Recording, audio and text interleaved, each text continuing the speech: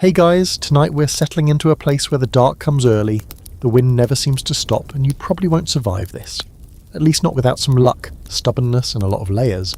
You're stepping into a brutal winter in the Old West, where sleep isn't cozy self-care, it's a nightly gamble against frostbite, starvation, and the quiet way cold seeps into your bones. So before you get comfortable, take a moment to like the video and subscribe, but only if you genuinely enjoy what I do here. And while you're at it, tell me what city you're listening from, and what time it is for you right now. Now, dim the lights, maybe turn on a fan for that soft background hum, and let's ease into tonight's journey together. You're standing at the edge of the American frontier as winter tightens its grip. The sun has already dipped below the horizon, even though it feels like the day barely began. The sky fades into that washed-out grey-blue that promises a long, punishing night. This is not the romantic Old West of movies. This is the season when people quietly disappear. When sleep, something you take for granted, becomes one of the most dangerous activities of the day. You feel the cold before you fully understand it. It's not just chilly, it's invasive. It slides under doors, through cracks in the walls, up from the ground itself. Winter temperatures across large parts of the frontier routinely dropped well below zero, especially on the Great Plains and in the mountain territories. A historical fact that often surprises people is that the Winter War of 1886 to 87, later called the Great Die-Up, killed millions of cattle and countless settlers after weeks of relentless blizzards and sub-zero temperatures.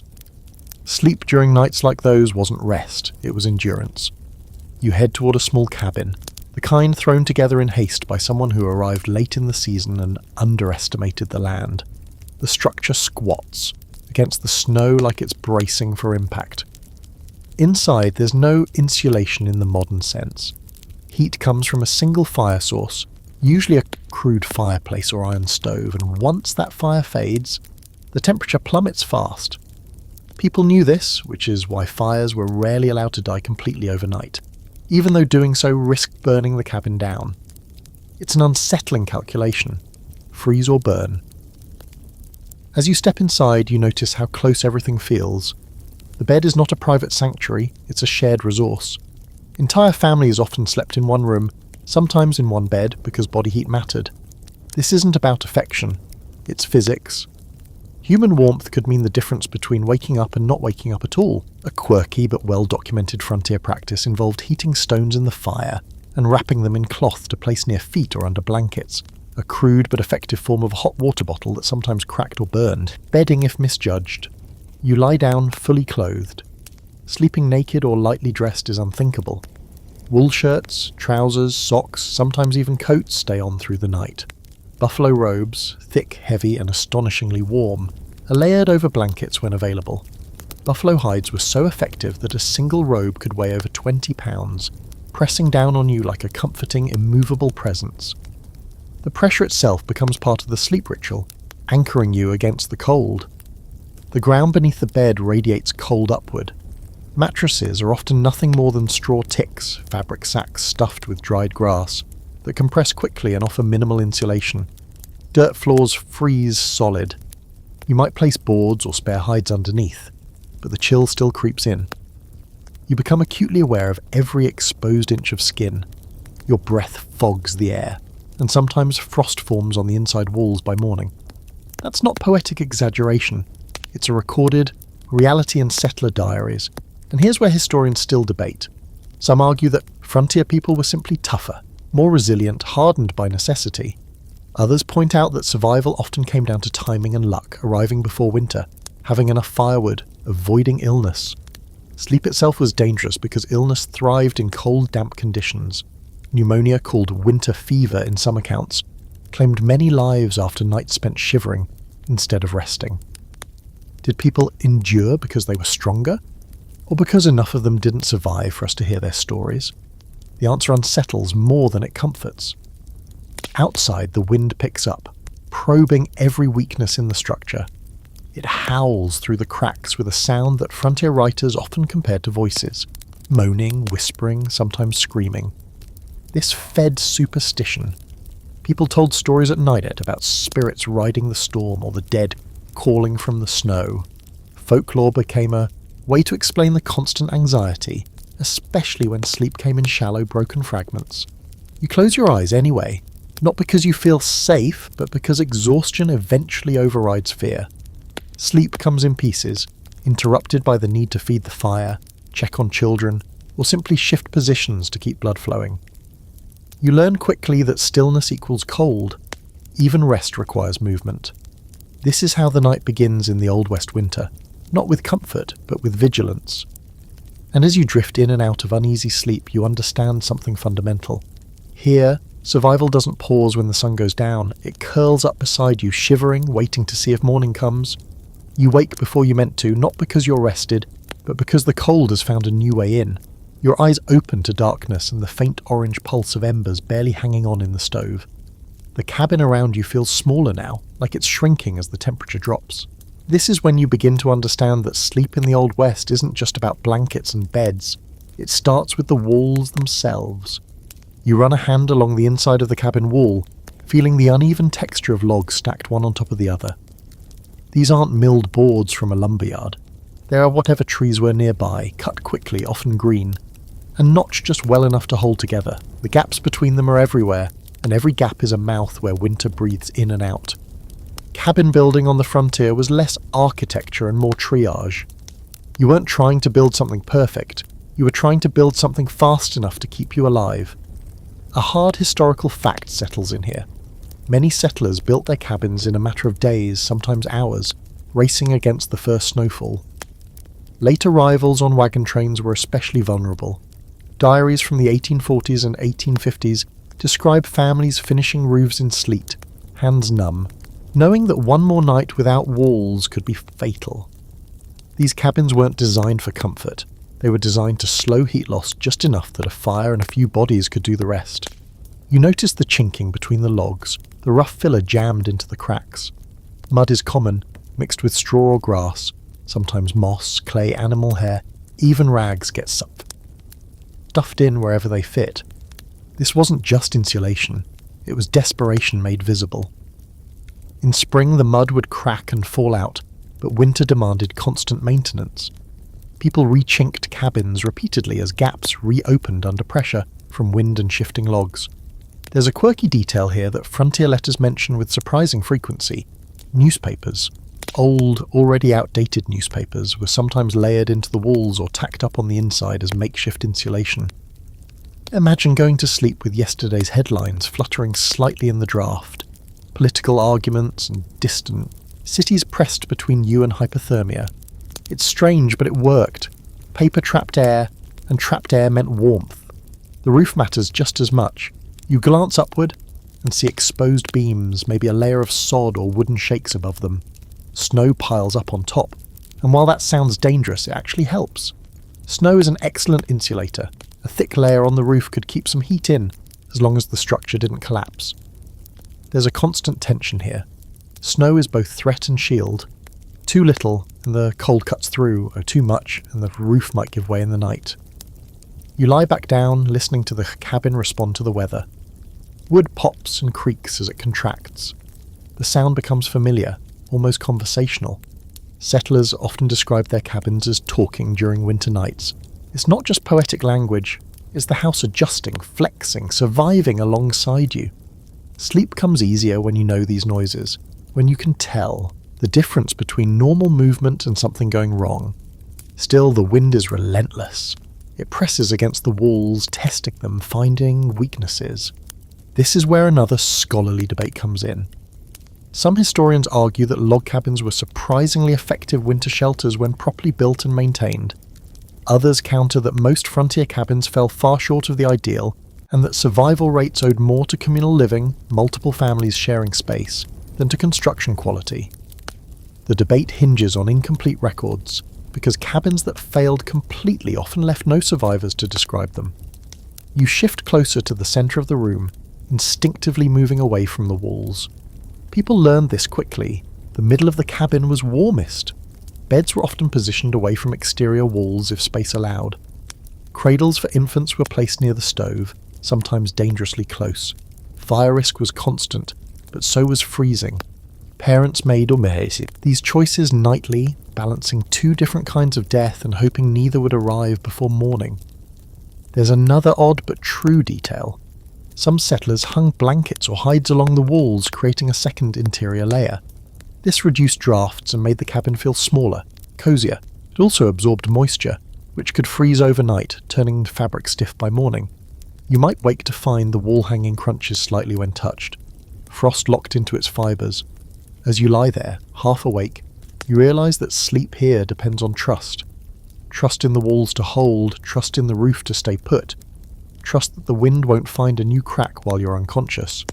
You don't sleep deeply, not because you're anxious in a modern sense, but because vigilance has become part of rest. Your body learns to hover just below full wakefulness, ready to respond.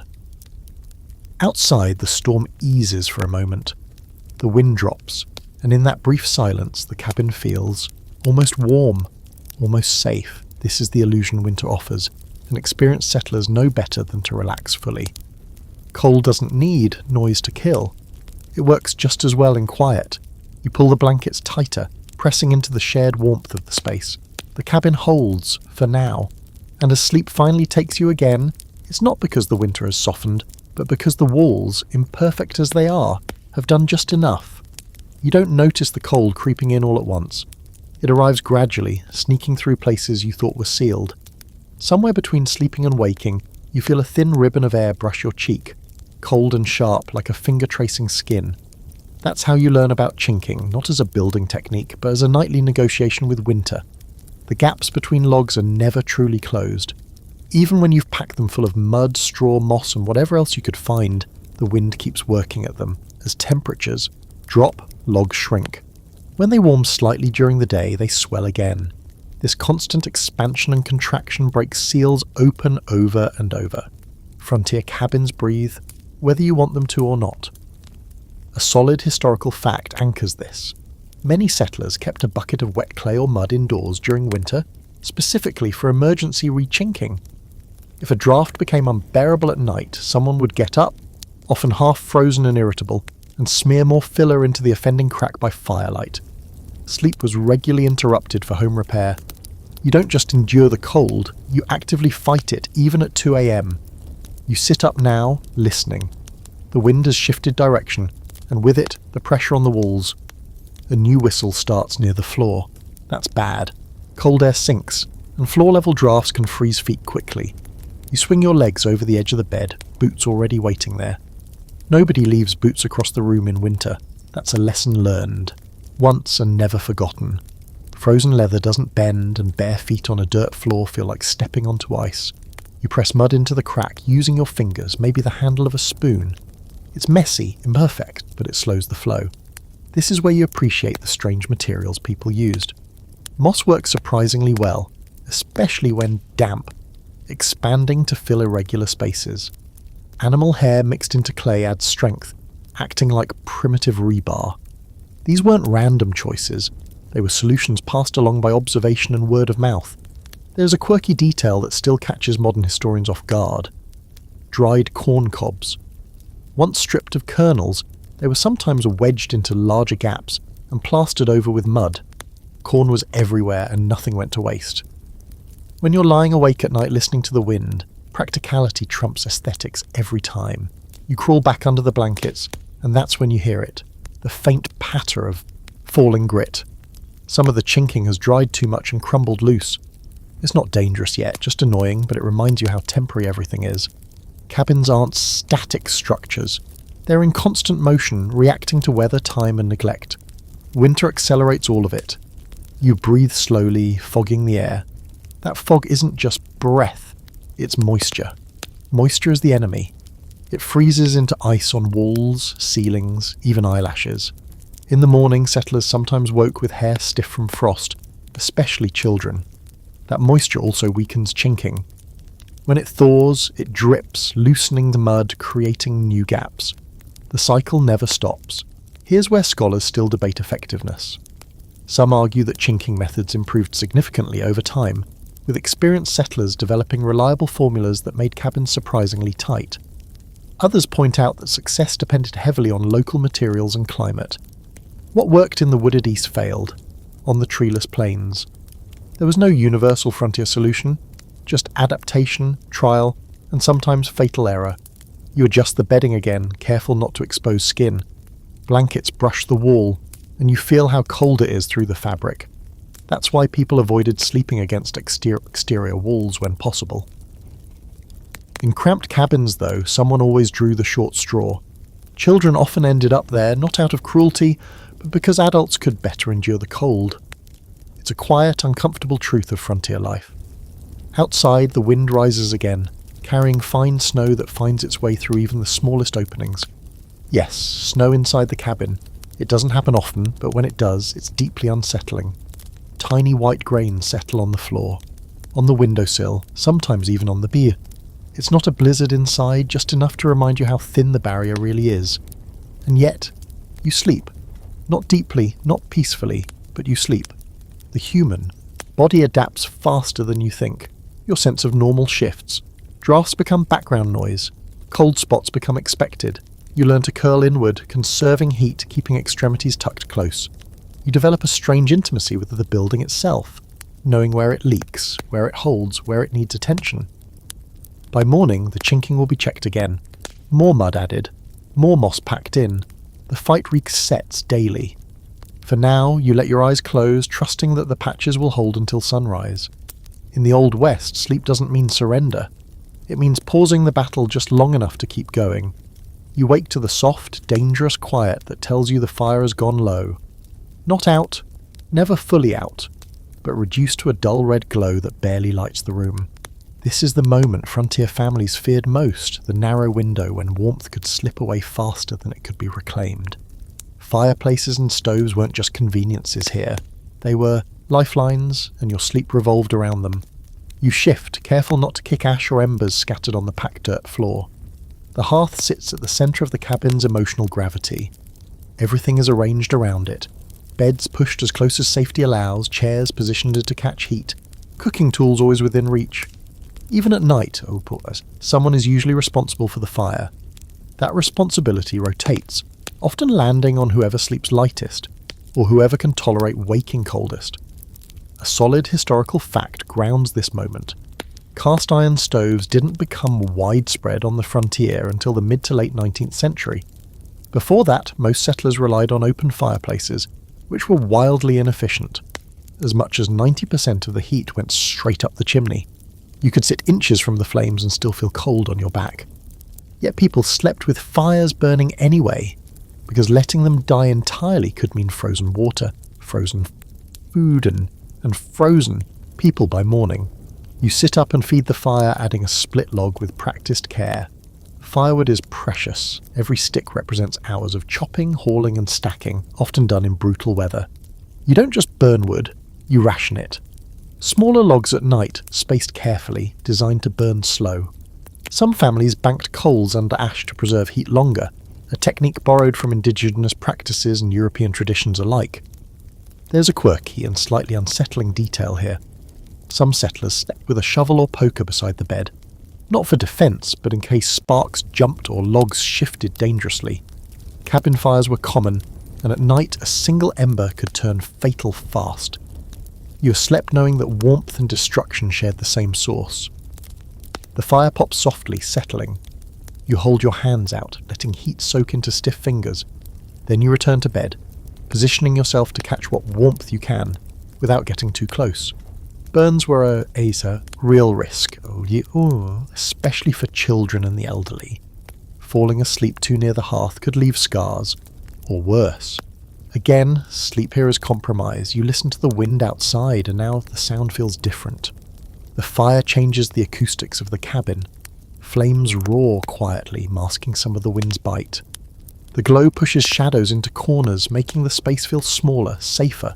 Light itself becomes a form of comfort. Many settlers disliked complete darkness in winter, preferring to keep the fire visible all night. Darkness, cold and silence together felt like an invitation to despair. Here's where debate enters. Some historians argue that keeping fires going overnight actually worsened sleep quality and health due to smoke inhalation, especially in cabins without proper chimneys. Soot built up on walls and lungs alike. Others countered that the alternative, freezing temperatures, was far worse, and that people accepted respiratory irritation as a minor price for survival. Diaries suggest people were aware of the smoke, but chose warmth anyway. You cough lightly, turning your face away from the hearth. Smoke hangs in the air, faint but persistent. Chimneys were often poorly built, and downdrafts could push smoke back inside. Eyes stung, throats burned. But warmth wrapped around you again, and that mattered more in the moment. There's another odd practice worth noting: warming beds directly. Some settlers placed heated bricks or stones between blankets, while others used metal bed warmers, shallow pans with lids filled with hot coals and slid between sheets. Used carefully, they took the edge off the cold. Used carelessly, they started fires or caused severe burns. You can imagine the trust required to fall asleep above smouldering metal. You settle in, listening to the slow rhythm of the fire. Crack, hiss, settle. It becomes a lullaby, steady and reassuring. The warmth spreads unevenly, creating hot and cold zones across the bed. You shift to follow it, unconsciously mapping the heat as you drift. The fire holds through the worst of the night. When you wake again before dawn, it's to add one more piece of wood, just enough to carry you to morning. This is the quiet heroism of frontier sleep. Small repetitive acts done half awake, over and over, because stopping means freezing. As you lie back down, the flames steady once more. Outside, winter presses on, unimpressed. Inside, the fire keeps its fragile promise. For now, it's enough. You don't fall back into real sleep right away. Your mind keeps circling one thought, the same thought that shadows every winter night on the frontier. How much wood is left? Fire is only as reliable as the pile stacked outside, and scarcity sits heavier on your chest than any blanket. You picture the wood pile in the dark, half buried in snow, each log rimed with frost. Cutting firewood is exhausting work even in good weather. In winter, it becomes a slow battle against numb fingers and splitting ice. A hard historical fact cuts through the quiet here. Frontier families often needed several cords of wood to survive a single winter, and many underestimated this badly. Those who miscalculated didn't just feel uncomfortable, they froze. You shift under the blankets, listening to the stove crackle. Every pop sounds like a countdown. Wood burns faster than you want it to, especially when temperatures plunge. Softwoods catch easily, but burn fast. Hardwoods last longer, but are harder to cut. Out on the plains, where trees are scarce, people burned whatever they could find. Dried buffalo chips, twisted roots, even furniture in desperate moments. Nothing was off limits when survival was at stake. There's a strange, almost humorous detail buried in old accounts. Buffalo chips, sun-dried bison dung, burned hot and relatively clean. Settlers joked about it in letters home, trying to make the experience sound less grim. But joking aside, these improvised fuels saved lives. You imagine feeding the stove with something that once grazed across the prairie, now reduced to heat and ash. You wake again later, heart racing slightly. The cabin feels colder. You sit up and check the fire. Still alive, but weak. You add a smaller piece of wood this time. Nighttime additions are always conservative. You're trying to stretch the supply, to make it to dawn without emptying the pile. Some families set alarms of sorts. Not clocks, but habits. Someone would wake every hour or two, trained by fear and necessity. This constant vigilance affects sleep deeply. People rarely reach the deep restorative stages we think of today. Instead, sleep was segmented, broken into chunks by fire tending, bathroom trips to the bitter outdoors, or simply the cold itself. Modern historians sometimes point out that this pattern wasn't entirely unusual in pre-industrial societies, but winter intensified it to an extreme. You lie back down, calculating again. How many days until spring? How many logs left? These thoughts loop quietly in the dark. Wood scarcity isn't just physical, it's psychological. The pile shrinking outside represents time running out.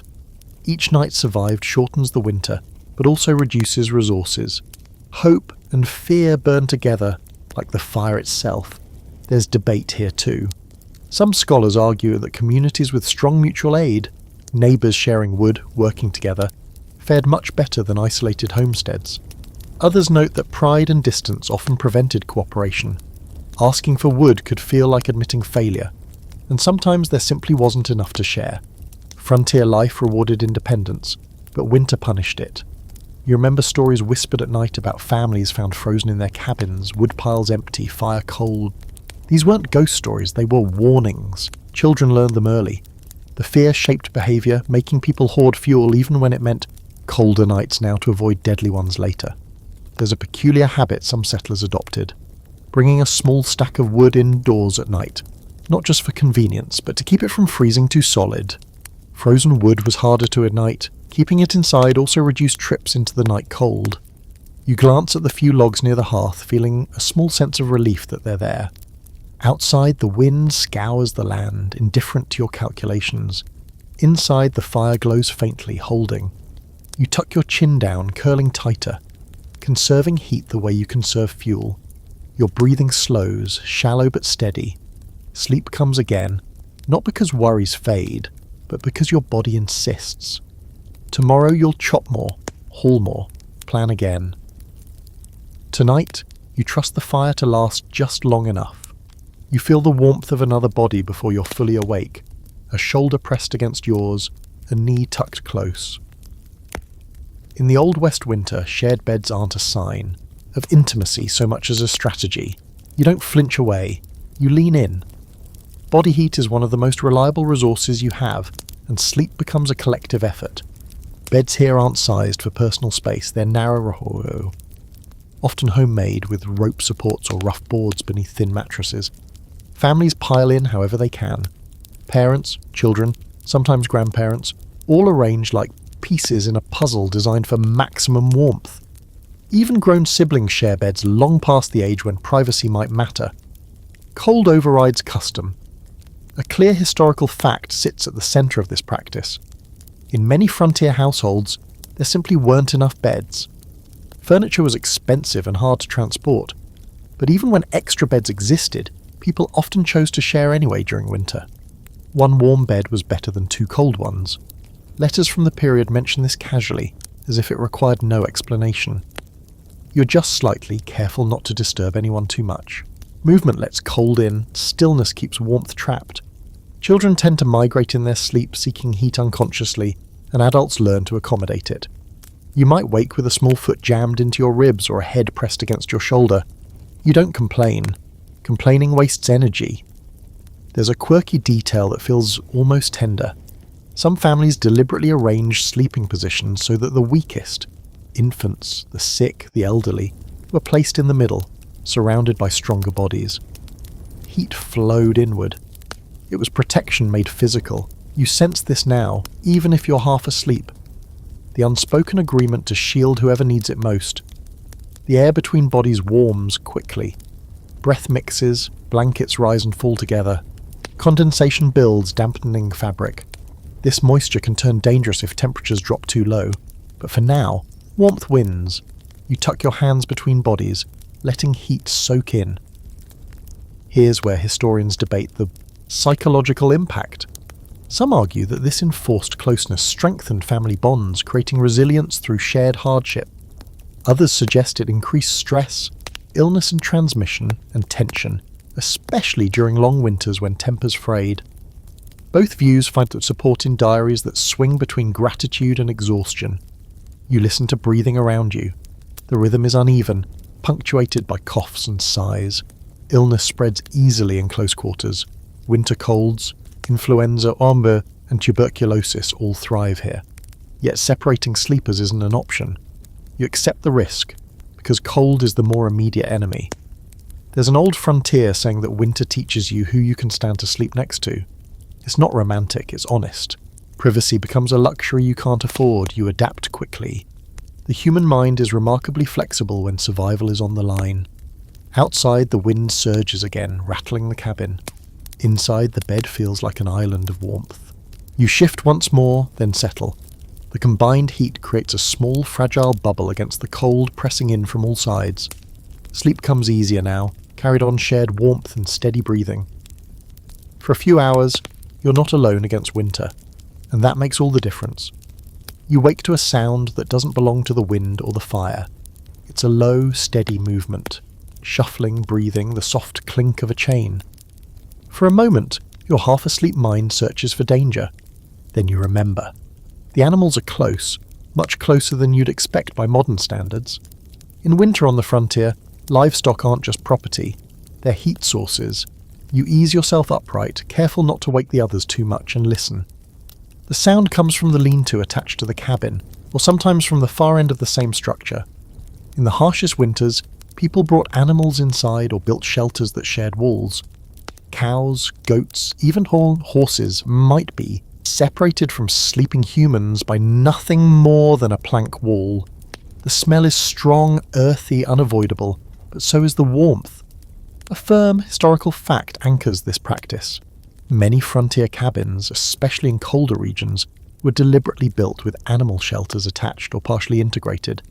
Heat from livestock bodies rose and seeped through shared walls, floors, and ceilings. Manure, unpleasant as it was, also generated heat as it decomposed. Survival often outweighed hygiene. You breathe shallowly, nose wrinkling, then relax. The smell becomes background. Humans adapt fast when necessary. The animals shift, hooves scraping lightly. You can feel the difference already. A subtle, constant warmth that no fire alone could provide. On the coldest nights, this heat mattered more than comfort or pride. There's a quirky detail frontier accounts sometimes mention with dry humour. Animals snore. Pigs is moly. Settlers wrote about trying to sleep through a hog's. Rhythmic grunts, joking that it was better than the sound of the wind. Humour helped. Without it, the reality could feel overwhelming. You settle back down, aware of how the presence of animals changes the atmosphere. The cabin feels alive, breathing in multiple rhythms. This closeness also adds risk. Animals can kick, panic, or carry disease. Fleas and lice don't respect species boundaries. Still, people accepted these dangers because frozen animals meant frozen people, and dead animals meant starvation. Scholars debate how common indoor livestock truly was. Some argue it was widespread during extreme weather, especially among poorer settlers. Others suggest it was more of a last resort, exaggerated in later storytelling. The truth likely sits in between, varying by region, resources, and individual tolerance. What's clear is that warmth from animals was a known and used strategy. You remember that children often slept closer to animal walls where heat was strongest. Parents placed them there deliberately, even though it meant noise and smell. Safety trumped comfort again. It always does in winter. The fire crackles faintly, nearly spent, but the room doesn't feel as cold as it should. The animals shift, releasing another wave of warmth. You pull the blanket up, exhale, and let your body sink. Outside, the temperature drops further. Frost creeps along the cabin's exterior. Inside, life huddles together, human and animal alike, sharing heat in a quiet pact against the night. Sleep returns, deeper this time, carried on the steady presence of breathing bodies on the other side of the wall. Winter can howl all it wants. Tonight, you've stacked the odds just enough in your favour. You feel the weight before you fully register the warmth.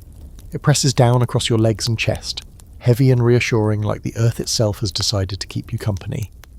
This isn't just any covering, it's a buffalo robe, and in winter on the frontier, that weight is security. Buffalo robes are thick, dense, and astonishingly effective. The hide, tanned with the hair left on, traps air in a way few materials can match. A single robe can replace several woven blankets. A solid historical fact often overlooked is that buffalo hides were among the most valuable commodities on the frontier, not just for trade but for daily survival. Railroad cars and eastern parlours prized them, but out here they were the difference between sleeping and shivering. You shift slightly, feeling the coarse hair against your hands. The smell is faint but present. Animal, smoky, real. Unlike modern bedding, nothing here is sanitized or uniform. Each robe carries the marks of its life, scars, uneven patches, places where the hair lies differently. You learn its landscape by touch over long nights. Wool blankets are layered underneath. Wool itches, especially when damp, but it stays warm even when wet. That quality makes it indispensable. Cotton, which loses. Heat quickly when damp is a poor choice, and settlers learned this the hard way. You tuck the wool up around your shoulders, then let the buffalo robes settle over everything like a lid. There's a quirky frontier habit tied to these robes. People often slept with the hairy side down, against the body, rather than facing outward. It feels counterintuitive, but it traps heat better.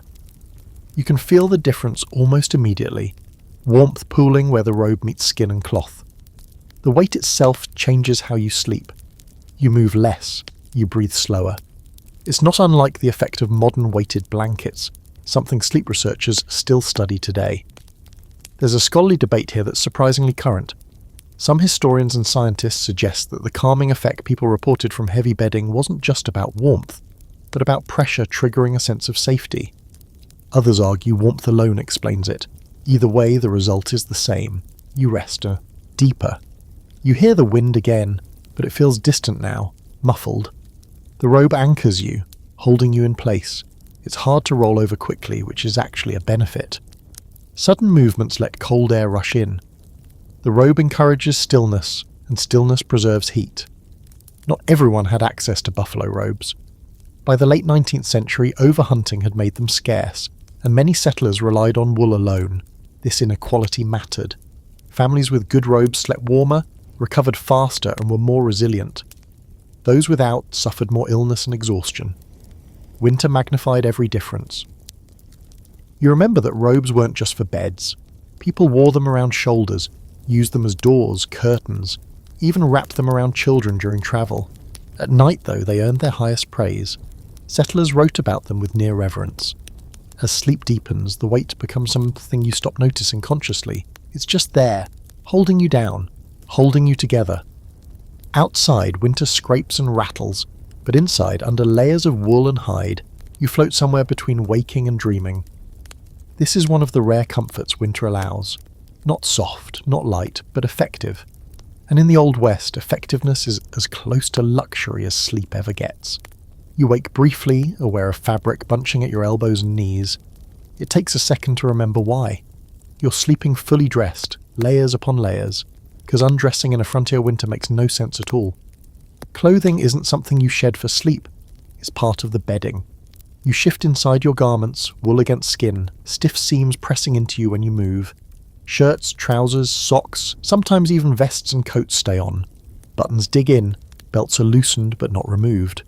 This isn't comfort by modern standards, but it's warmth, and warmth is the currency of the night. A straightforward historical fact explains this clearly. Many settlers owned only one or two sets of winter clothing. Taking them off risked dampness freezing into fabric by morning. Sleeping in clothes kept them dry, warm, and ready for immediate use if you had to get up quickly, whether to tend the fire, check on animals, or respond to an emergency. You pull a sleeve down over your hand, tucking fingers inside the wool.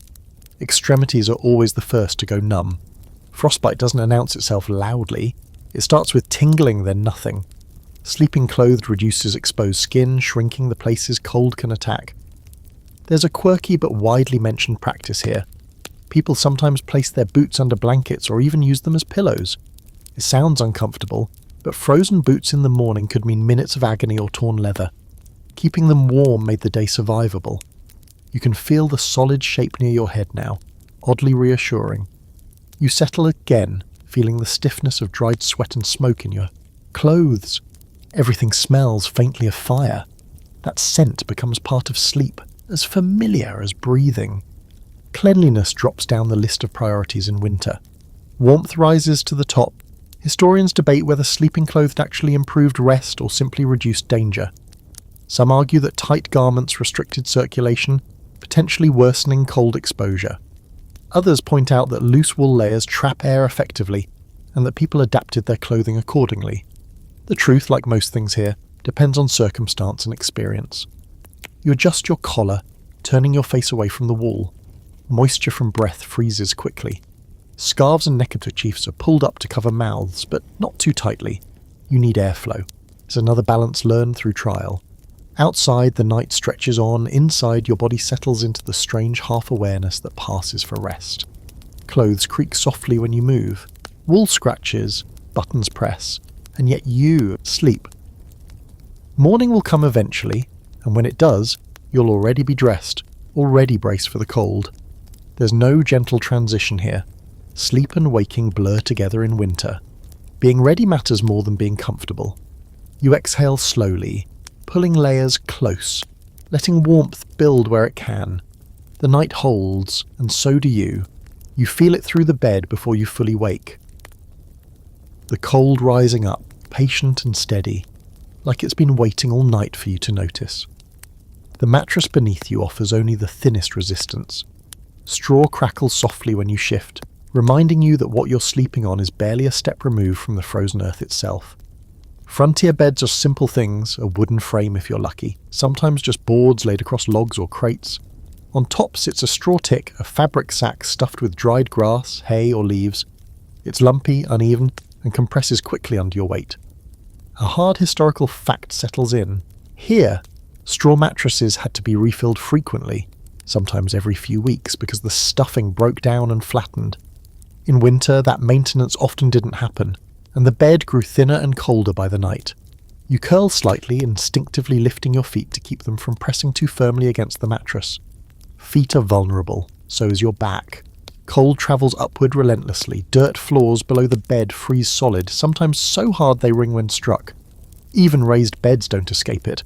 Air circulates underneath, stealing heat from below. This is why people layered hides, quilts, spare clothing, anything between mattress and the floor. Sometimes boards were stacked under beds or trunks shoved beneath to block drafts. You might even stuff loose straw directly under the frame as insulation. None of it feels elegant. All of it helps. There's a quirky detail that shows up in more than one diary. People sleeping on top of tables during extreme cold. Snaps. Tables were sturdier, often positioned closer to the fire and higher off the ground. Comfort didn't matter. Elevation did. You imagine the awkwardness, the stiff neck in the morning, and still understand the choice. You roll slightly, listening to the straw shift. It smells faintly sweet and dusty. Sometimes bugs live in it. Fleas don't die easily in winter when they're sheltered indoors. This is another quiet cost of sleeping close to the ground. You scratch absently, then still yourself again to conserve warmth. Scholars debate how much ground cold actually contributed to winter mortality versus air temperature and nutrition. Some argue that sleeping above frozen earth drained body heat significantly, weakening immune systems over time. Others suggest that while uncomfortable, it was less deadly than poor diet or exposure outdoors. Like so many frontier questions, the answer is layered, just like the bedding. You press your knees closer to your chest, reducing surface area. Curling up is instinctive, ancient. The position isn't comfortable for long, but it slows heat loss. Children often slept this way naturally. Adults learn to do it again. Above you, the fire murmurs faintly. Beside you, others shift in their sleep. Below you, the ground waits, endlessly cold. The bed is not a barrier so much as a buffer, buying you time until morning. You breathe slowly, letting your body settle into the least uncomfortable position it can find. Sleep returns in fragments, thin but persistent. In the Old West winter, even a few hours above frozen earth is a victory. You wake with your eyelashes stuck together. For a split second you panic, thinking something's wrong with your eyes. Then you remember where you are. Frost. Your breath has been freezing as you sleep, leaving tiny crystals behind. You blink carefully, and they crackle apart.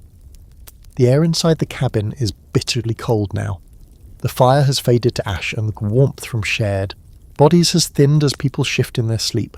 You can see your breath clearly, thick clouds rolling out and drifting toward the ceiling. This isn't unusual. A hard historical fact confirms it. Many settlers reported ice forming on the inside of walls, water jugs freezing solid indoors, and frost-coating bed frames overnight. Indoor cold was a normal winter condition, not a failure. You turn your head and notice a thin, white pattern creeping along the wall beside you. Frost flowers bloom where moisture meets cold wood. It's strangely beautiful, like delicate lace, but you know what it means. The temperature has dropped far below freezing. Your body tightens instinctively. You pull the blankets closer, but there's only so much they can do. Heat bleeds away slowly, relentlessly. You feel it in your joints first, then your spine. This is when sleep becomes shallow and restless. The body refuses to relax fully when it senses danger. There's a quirky frontier detail that still surprises people. Some settlers slept with hats on, even indoors, because so much heat escapes through the head. You adjust the knit cap pulled low over your ears, grateful for the extra layer. It smells faintly of smoke and sweat, but it's warm. You shift carefully, aware that sudden movement can expose skin and make things worse. You tuck your chin down, breathe into your scarf, and wait for the faintest hint of warmth to return. Sometimes it does, sometimes it doesn't. Historians still debate how people survived repeated nights like this. Was it acclimatization, bodies gradually adjusting to cold? Or was it simply that those who couldn't adapt didn't survive long enough to be counted? The records skew towards success stories, leaving silent gaps where others once were. You listen to the cabin at its coldest. Wood creaks sharply now, nails pop faintly. The structure sounds brittle, like it might shatter if the temperature drops any further. It doesn't, but fear lingers. Outside, the stars burn bright and sharp in the winter sky. Inside, you wait for dawn, counting breaths, staying still. Frost glitters around you, a quiet reminder that the line between shelter and exposure is thin. Eventually, the fire will be rekindled.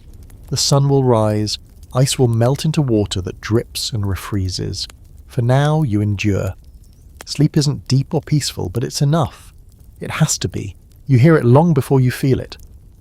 The wind starts as a distant murmur, then grows into a steady roar that presses against the cabin like a living thing. It finds every weakness, every seam, every place you forgot or couldn't afford to seal. As you lie there half awake, you listen to winter interrogate the walls. The drafts return, colder and sharper than before. They slide across the floor, creep up bed legs, brush against your ankles. You pull your feet in tighter, aware of how quickly numbness can set in. Wind is the enemy that never rests. A hard. Historical fact underscores this. Wind chill on the plains and in mountain regions made already brutal temperatures far deadlier, and many settlers underestimated its impact. A cabin that felt tolerable on a calm night could become lethal when the wind rose. You hear a faint whistle near the window, then another near the door. The sound changes pitch as gusts shift direction, like someone slowly playing a broken instrument. This constant noise wears on the mind. Sleep becomes fragmented, light, filled with sudden awakenings that leave you disoriented. There's a quirky detail settlers often mentioned: hanging coats, blankets, or even quilts over doors and windows at night to block drafts. You reach out and adjust one now, feeling the fabric flutter slightly. It helps, a little. Everything helps, a little. You press your back more firmly against the shared warmth of the bed. Bodies huddle instinctively when the wind rises, drawn together by the cold. Even in sleep, people sense the change. Breathing patterns shift, muscles tense. You're all responding to the same invisible pressure. Scholars debate whether wind was psychologically more damaging than cold itself. Some argue that the constant noise and movement increased anxiety, leading to poorer sleep and greater exhaustion over time. Others suggest people adapted, learning to tune it out. Diaries support both views. Some settlers wrote of wind driving them nearly mad. Others barely mentioned it, focusing instead on chores and survival. The cabin shudders slightly as a strong gust hits. Snow sifts down from the roof beams in fine powder. It dusts the floor, the table, even the edge of the bed. You brush a few grains away and then stop. It's not worth the movement. Snow inside is unsettling, but not always dangerous. It means the roof is thin, but still standing. You turn your face away from the wall, tucking your scarf higher. Breathing through fabric warms the air before it hits your lungs. This trick, simple as it is, helps stave off coughing fits that could spiral into illness. Outside, the wind howls across open land, unbroken by trees or hills. Inside, the walls hold barely. You feel like you're sleeping inside a drum, every gust vibrating through the wood. And yet you adapt. The sound becomes a strange lullaby. The movement becomes familiar. Exhaustion smooths the edges of fear. Sleep returns in short stretches, each one a small victory. By morning, the wind will leave its mark, drifts piled high, new cracks opened, fresh repairs needed. For now, you endure the night, listening as winter tests you and moves on. You wake to movement that feels purposeful, practiced. Someone is already up, even though the seared sky outside the frost-clouded window is still black. This is how the winter nights blur into mornings on the frontier. Sleep ends not with rest, but with responsibility. And more often than not, that responsibility falls on women. You watch from beneath your blankets as figures move quietly through the cabin. A fire is coaxed back to life. A pot is shifted closer to the hearth. Extra layers are tucked around children without fully waking them. These motions are efficient, almost ritualized, learned through repetition and necessity. Winter survival depends as much on domestic strategy as on strength or endurance. A solid historical fact grounds this moment. Women on the frontier were primarily responsible for managing indoor heat, bedding, clothing, and nighttime routines. Their decisions, how fires were banked, how beds were arranged, how children were layered, directly affected whether families slept warm or woke dangerously cold. These choices rarely made it into official histories, but they mattered every night. You notice how bedding is adjusted before dawn. Damp blankets are shifted closer to the fire. Frozen edges are softened by heat before anyone has to move. Straw mattresses are fluffed where possible, redistributing what little loft remains. Even small improvements can mean the difference between comfort and misery later in the day. There's a quirky detail hidden in letters and journals. Some women kept night baskets near the bed, filled with socks, scarves, mittens, and scraps of cloth. If someone woke cold, layers could be added instantly without rummaging through frozen trunks. It's a small thing, but winter is survived through small things. You hear a quiet cough from a child and feel tension ripple through the room. Illness in winter is terrifying. A fever combined with cold air can turn dangerous fast. Extra care is taken now, more blankets, closer placement to the fire, frequent checks through the night. Mothers often slept lightly all winter, waking at the slightest sound. Here's where historians debate recognition. Some argue that women's winter labour was simply an extension of traditional domestic roles. Others push back, pointing out that frontier conditions transformed those roles into something closer to crisis management. Sleep itself was shaped by their planning. Without that unseen work, far fewer people would have survived the night. You feel the fire's warmth begin to creep back into the room. The temperature shifts subtly, enough that muscles start to relax. This doesn't happen by accident. Someone got up cold and tired to make it happen. As dawn approaches, you realise how much of winter sleep depends on care rather than comfort, on attention rather than ease. The night passes not because winter relents, but because someone stays alert while others rest. You pull the blankets closer and let your eyes close again, knowing the worst of the cold has passed. For now, morning will bring its own challenges, but you've made it through another night, guided by quiet ingenuity and constant watchfulness. You hear a small whimper in the dark, thin and fragile, and it pulls you instantly toward wakefulness. In winter, that sound carries more weight than fear ever could. Children and the elderly are the first to feel the cold, and everyone in the room knows it. You shift carefully, making space without letting warmth escape. Someone closer reaches out, pulling a blanket higher around a small body.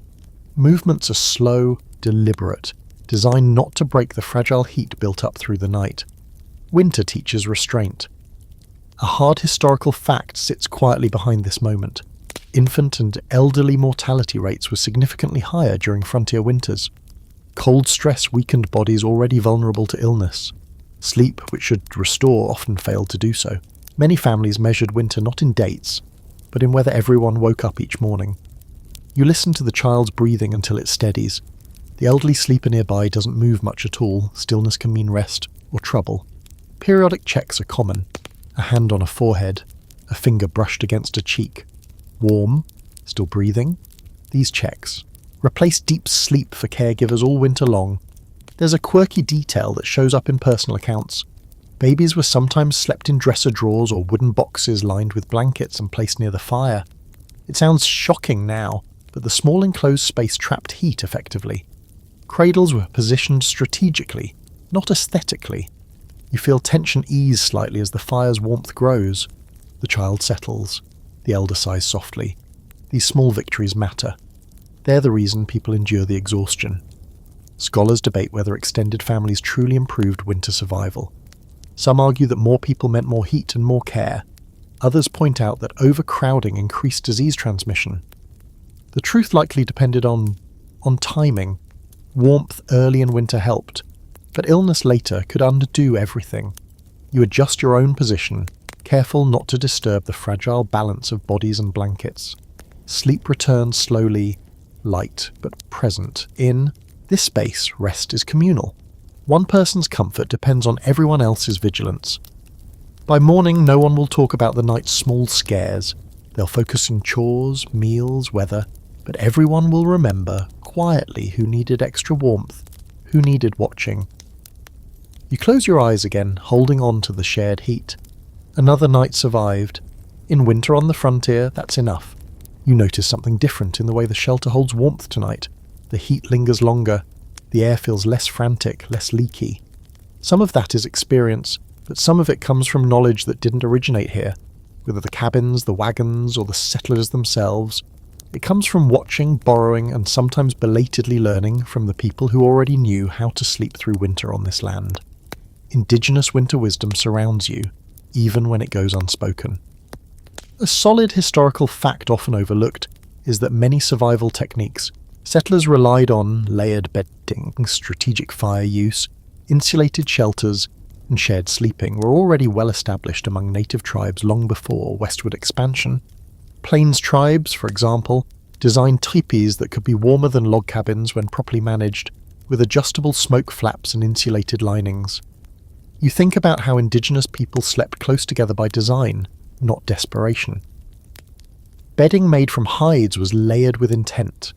Fires were controlled carefully, not allowed to dominate the space. Ventilation mattered, balance mattered.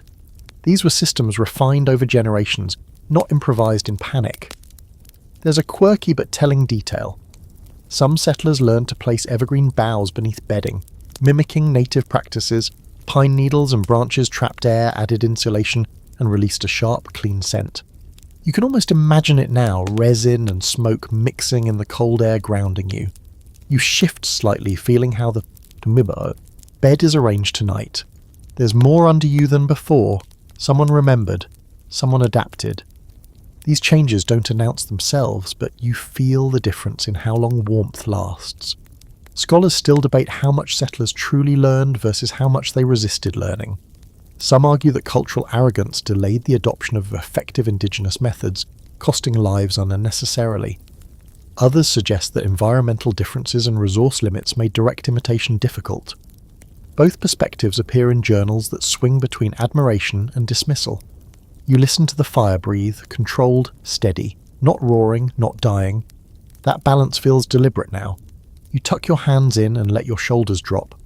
This is what it feels like when shelter works with the environment instead of fighting it. Outside, winter remains unforgiving. Inside, sleep comes a little easier tonight, carried by borrowed wisdom and quiet adjustments. Survival, you realize, isn't just about endurance. Sometimes it's about listening. You close your eyes, letting the warmth hold a little longer than usual. The land has taught its lessons. Those who learned them slept. Those who didn't often never woke. You don't have walls tonight. Not really.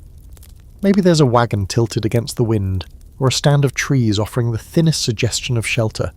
But compared to a cabin, this feels like nothing at all. You're a traveller now, caught between destinations, and winter does not care why you stopped here. Sleep on the move during an Old West winter is something else entirely. The ground is hard, the sky enormous, and the cold feels personal. A hard historical fact underscores the danger. Many deaths on western trails occurred not during dramatic storms, but during quiet, overnight temperature drops that caught travellers unprepared. You could survive the day's journey and still never wake up. You lie wrapped in whatever you have. Blankets, coats, maybe a buffalo robe if you're fortunate. Everything smells of dust, sweat, and smoke. The ground pulls heat from you immediately. You know better than to lie flat. You curl in on yourself, knees to chest, making your body smaller against the cold. If there's a fire, it's small and carefully managed. Too big and it burns through precious fuel or attracts attention. Too small and it's useless. Some travellers slept with their feet toward the fire, faces turned away, rotating positions through the night to share warmth. You feel the heat on your boots, then the chill creeping back as embers fade. There's a quirky, unsettling detail recorded in trail accounts.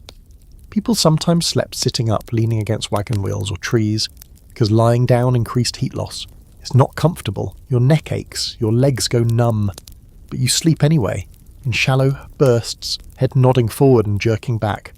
Scholars debate how many travellers truly understood hypothermia. Some argue the condition wasn't well recognised, leading to people to misinterpret symptoms like drowsiness as simple exhaustion. Others suggest experienced frontiersmen knew the signs well and fought sleep aggressively when cold became dangerous. Either way, the line between rest and risk was razor thin. You wake repeatedly through the night, startled by nothing, checking fingers and toes for sensation. You stomp your feet, flex hands, curse quietly into the dark. Stars blaze overhead, sharp and indifferent. The cold feels infinite out here, uncontained by walls or fires. At some point, exhaustion wins again. You drift, half-conscious, clinging to warmth where you can find it.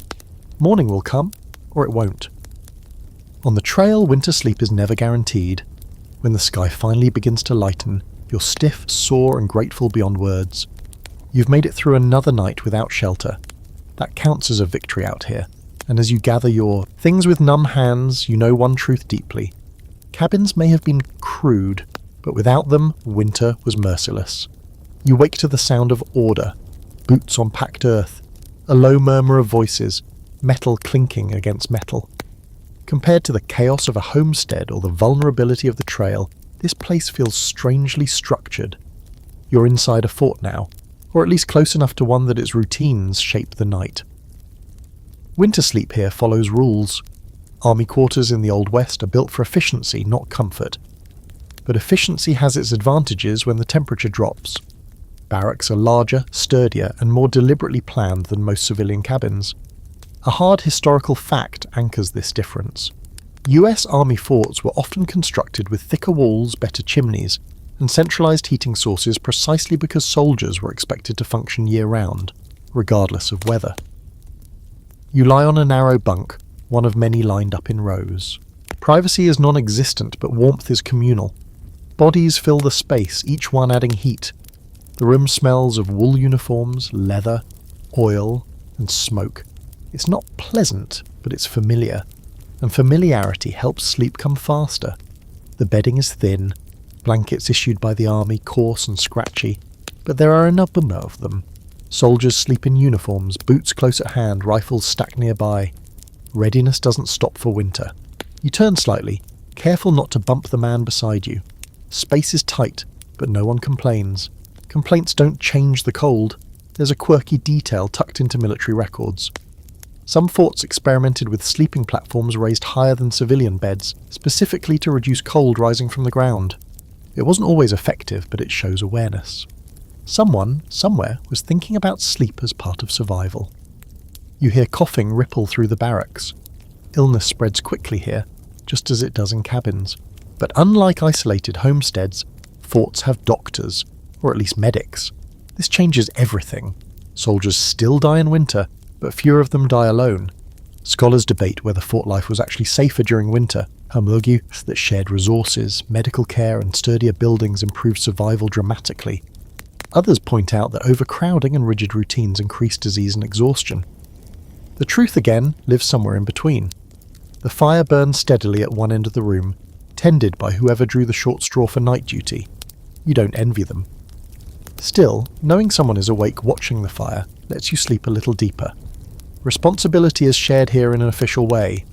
Outside, snow piles against the fort walls. Inside, the night passes in regimented calm. You wake to a bugle call instead of frostbitten silence. Winter still bites, but here it bites less deeply. As you roll onto your back and let your eyes close again, you realise something. Sleep improves when survival becomes collective policy instead of individual burden. For soldiers in the Old West, that difference could mean waking up at all. You feel the ceiling before you see it. It presses close, low and heavy, not made of timber but of earth itself. When you breathe, the air smells damp and mineral, like fresh rain trapped underground. You're sleeping in a sod house now, out on the open plains where trees are scarce and winter winds have nothing to slow them down. Sod houses, soddies, are built from thick blocks of prairie grass and soil, cut straight from the ground and stacked into walls. A hard historical fact explains their appeal. On the Great Plains, sod houses were often warmer in winter than wooden cabins because earth is a powerful insulator. When built well, these structures held heat stubbornly, resisting wind better than log walls ever could. You lie still, listening. The wind screams outside, but inside it's muffled, distant, like a storm heard through layers of blankets. That's the sod working. Walls, several feet thick, absorb sound and cold alike. Snow piles against them and only adds insulation. For once, winter feels held at bay rather than barely resisted. The bed beneath you is familiar. Straw, boards, layered hides. But the room feels different. Quieter. More contained. The temperature doesn't swing as wildly overnight. This steadiness makes sleep deeper, less anxious. People who lived in soddies often wrote that once you were inside, winter lost some of its terror. There's a quirky detail that gives sod houses their reputation. Bugs. In warmer months, insects crawled through the walls. In winter, though, most froze or went dormant. Settlers sometimes joked that winter was the only season a sod house felt clean. You almost smile at that thought as you pull the blanket higher. The roof is sod too, supported by rough beams. Dirt sifts down occasionally, dusting bedding and floors. You brush it away without much thought. Compared to the cold outside, a little soil feels trivial. Some families laid canvas or newspapers across the ceiling to catch falling debris, turning headlines into insulation once again. Scholars debate whether sod houses were truly superior winter shelters, or just less bad than the alternatives. Critics point out issues with moisture, mould and structural collapse during wet seasons. Supporters counter that during blizzards. Soddies saved lives when wooden homes failed. The evidence suggests both are true. Earth shelters excelled in cold, but demanded constant upkeep. You shift slightly, feeling how the walls seem to hold warmth rather than leak it. The fire doesn't need to burn as fiercely here. Fuel lasts longer. Sleep stretches out, uninterrupted by drafts or howling seams. Outside, the plains vanish under snow. Inside, wrapped in earth and straw, you rest. For once, winter feels distant. Not gone, but pushed back just enough. You don't wake because of the cold tonight. You wake because of the quiet. The wind has stopped.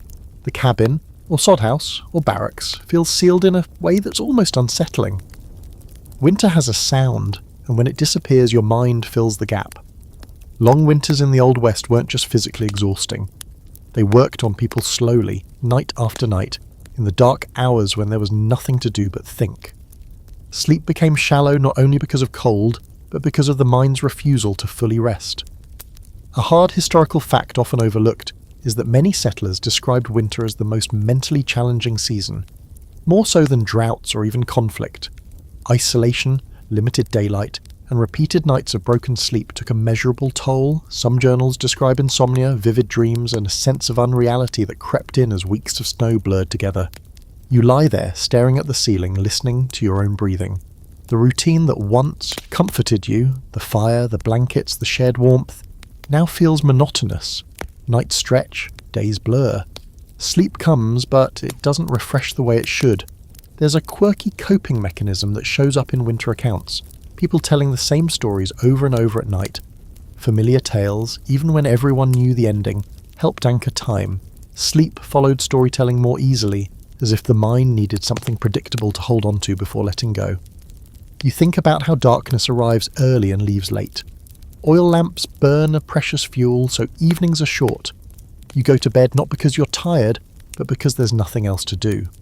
That leads to long hours lying awake, listening, thinking. The bed becomes both refuge and trap. Scholars debate how common winter depression was on the frontier. Some argue it's an anachronistic label, applied too freely to the past.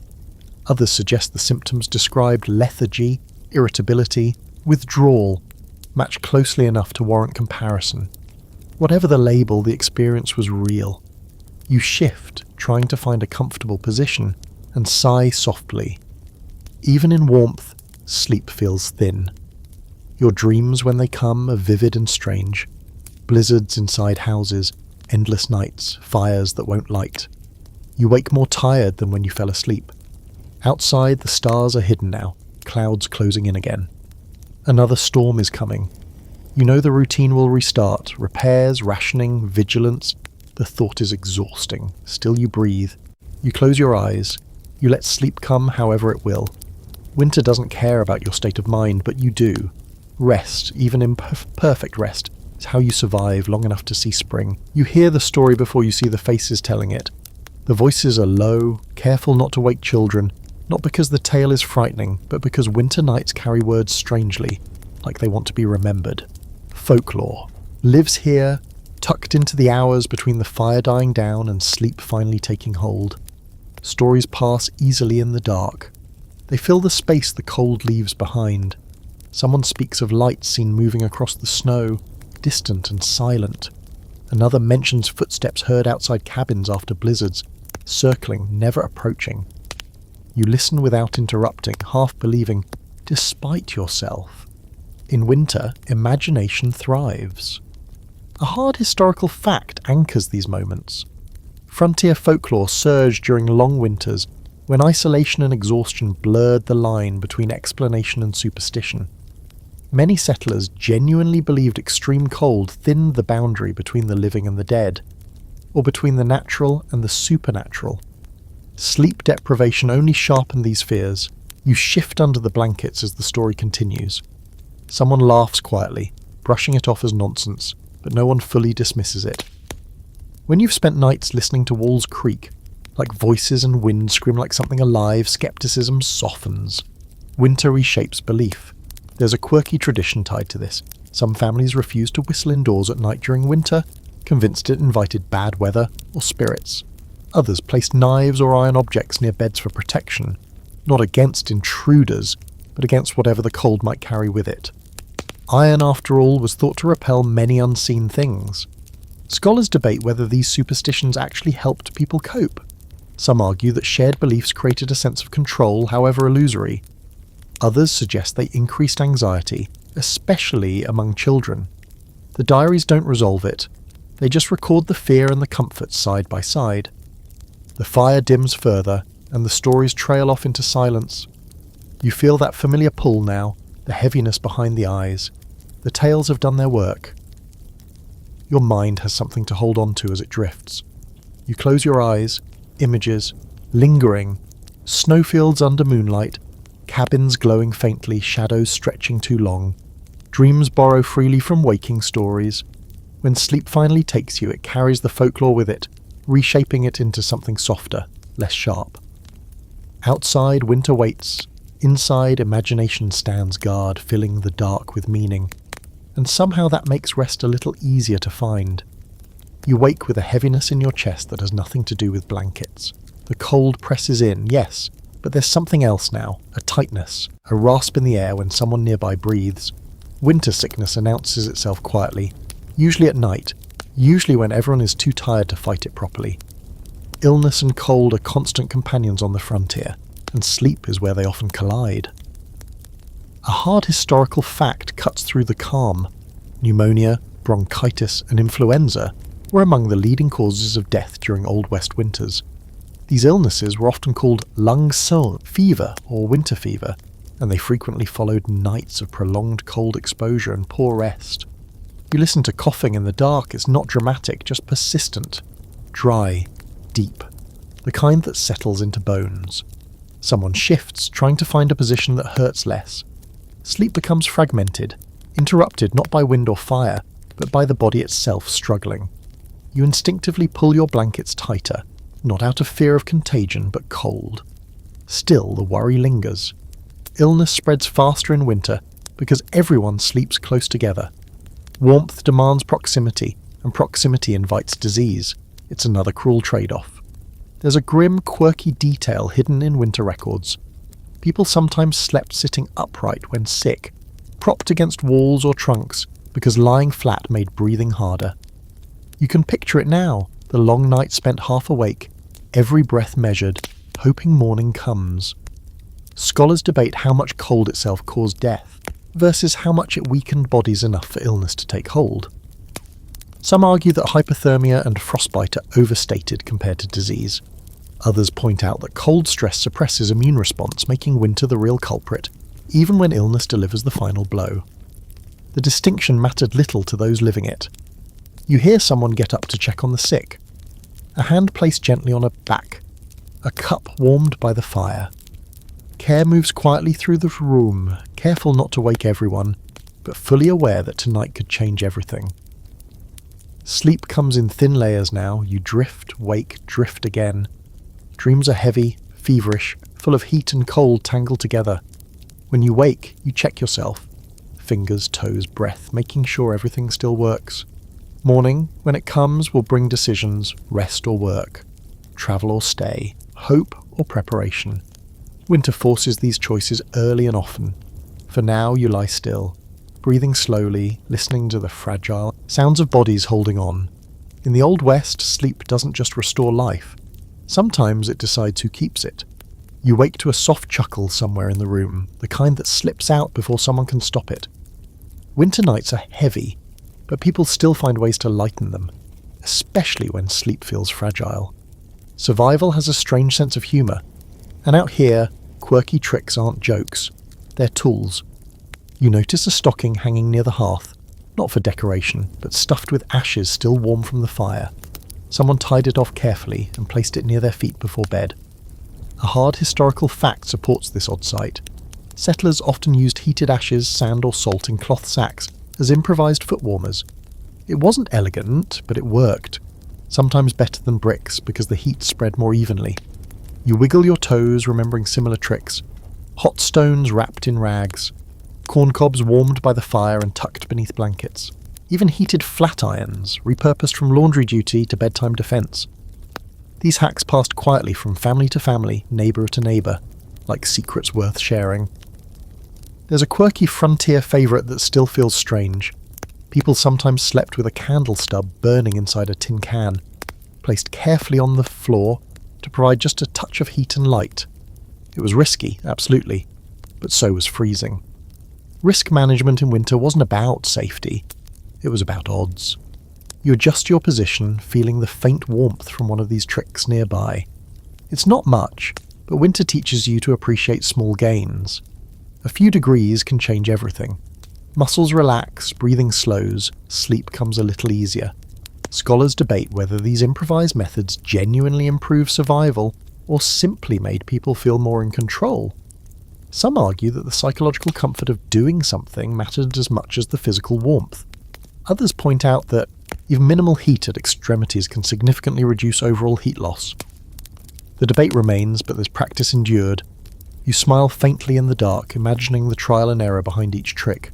Someone burned a blanket once, someone scorched a foot, someone figured out just how hot was hot enough. Knowledge here is earned the hard way. Outside, winter doesn't care about cleverness. Inside, ingenuity stacks the odds, one small idea at a time. You pull the blanket closer, feeling that gentle warmth linger. Sleep finds you again, carried not by comfort, but by creativity. In the Old West, that was often enough. You lie awake longer than you expect tonight, staring into the dim orange afterglow of the fire, and a thought keeps circling your mind. Who actually made it through winters like this? And why? The question feels heavier than the blankets. Survival in the Old West winter has always been wrapped in stories of toughness, grit, and sheer willpower. But lying here, feeling the cold pressing despite every trick you know, you're not so sure it was that simple. There's a hard historical fact that complicates the myth. Winter death rates varied wildly between settlements, even in the same region and year. Some communities lost very few people. Others were nearly wiped out by the same cold. This inconsistency fuels one of the longest-standing debates among historians. Was survival mainly about personal hardiness, or was it largely a matter of luck? You think about what hardy really means out here. Does it mean sleeping lightly so you wake before the fire dies? Knowing how to layer bedding just right? Having the foresight to cut extra wood in autumn? Or does it mean nothing more than arriving 1 year earlier, before the harshest winter on record? Luck feels impossible to ignore. A single broken axe handle could mean less firewood. One early snowstorm could trap a family before their cabin was finished. One sick child could pull everyone else into danger. You can do everything right and still lose. There's a quirky detail in frontier writing that hints at this uncertainty. People often credited survival to vague forces, providence, good fortune, or simply being spared. Rarely did they boast about strength. Even the toughest accounts carry an undercurrent of disbelief, as if the writers themselves weren't sure how they made it. You adjust the blankets again, listening to others breathe. Some of them will tell stories years from now about how they endured winters like this. Those stories will grow simpler with time, hardship will sharpen into legend, the role of chance will fade. Scholars still argue over how much frontier resilience has been romanticised. Some claim settlers were physically tougher due to constant labour and exposure. Others counter that selection bias plays a role. We hear from the survivors, not the dead. The debate remains unresolved, hanging in the cold air like your breath. You let the thoughts settle. Maybe survival wasn't about toughness or luck alone, but about a fragile mix of preparation, adaptation, help from others, and timing that could never be fully controlled. Sleep finally creeps in as your mind tires of the question. The fire glows faintly, the cold waits patiently, and you rest knowing that making it through the night doesn't prove anything, except that, for now, you're still here. You wake to a different quality of light. It's subtle at first, just a thinning of the darkness near the window, but your body notices before your mind does. Something has shifted. The air still bites, the walls still hold frost, but there's a sense, quiet, cautious, that winter's grip has loosened just a fraction. Spring doesn't arrive all at once out here. It seeps in. A slightly warmer afternoon. Snow that melts instead of hardening overnight. A fire that lasts longer because the room doesn't steal its heat so aggressively. You lie there, wrapped in layers, realizing you slept longer than usual. Deeper, too. A hard historical fact frames this moment. Many settlers recorded that late winter and early spring were paradoxically some of the most dangerous times. After months of exhaustion, malnutrition, and broken sleep, bodies were weakest just as conditions began to improve. People relaxed too soon. Fires went untended. Illness finished what cold had started. You sit up slowly, joints stiff, muscles sore. Survival leaves marks. Even as warmth returns, it doesn't erase what winter carved into you. Nightmares linger. Sudden drafts still jolt you awake. Your body remembers months of vigilance and hasn't learned yet that it can stand down. There's a quirky detail tucked into post-winter accounts. Some people couldn't sleep without heavy blankets anymore, even as temperatures rose. The weight had become comfort. The pressure reassurance. Others woke in a panic when rooms grew quiet and warm, missing the sounds of wind and fire that once signalled danger but also survival. You step outside later and see the damage clearly. Wood piles are gone, fences lean. Animals move stiffly, ribs showing. The land itself looks tired. Winter didn't just pass, it took things with it. And yet there's movement, drips of meltwater, the faint smell of damp earth, proof that the night at last is shortening. Scholars debate how deeply winter trauma shaped frontier communities. Some argue people simply moved on, focused on planting and rebuilding. Others point to patterns of migration, abandonment, and silence in records, places where no one stayed long enough to write about what winter did to them. Survival didn't always mean staying. That night, when you lie down again, sleep feels unfamiliar, easier but also lighter. You wake less often, yet part of you stays alert, listening for cold that may not come. Winter taught you that comfort can vanish overnight. You close your eyes anyway. The season is turning. The nights are loosening their hold, and though the memory of cold lingers in your bones, you rest, knowing you carried yourself through something that never truly lets go. You lie awake on a night that would have terrified you months ago, and now barely registers. The fire burns low, but not dangerously so. The air is cold, but not cruel. Somewhere along the way, winter taught you its language, and now, even as it retreats, that language stays with you. You realize this is how frontier sleep leaves its mark, not just in scars or stiffness, but in habits that linger long after the danger passes. You still position yourself away from walls. You still listen for the fire's rhythm. You still wake at the slightest change in temperature. Comfort never fully resets. A hard historical fact settles over this realization. Many settlers who survived multiple winters carried lifelong changes in sleep patterns.